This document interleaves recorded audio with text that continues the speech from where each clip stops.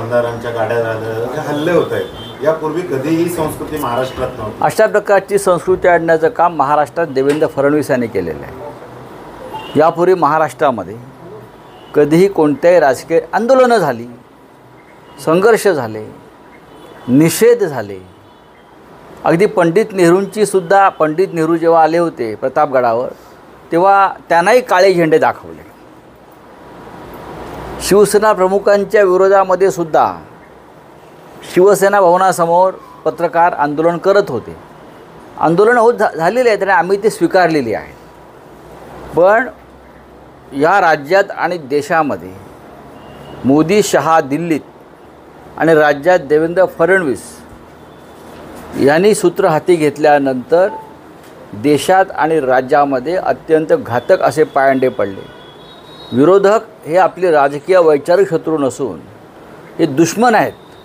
अशा पद्धतीनं त्यांच्यावरती हल्ले, त्यांना अटका, त्यांच्यावर खोटे खटले हे सुरू झालं. त्याचाच परिणाम महाराष्ट्रात तुम्हाला दिसतोय.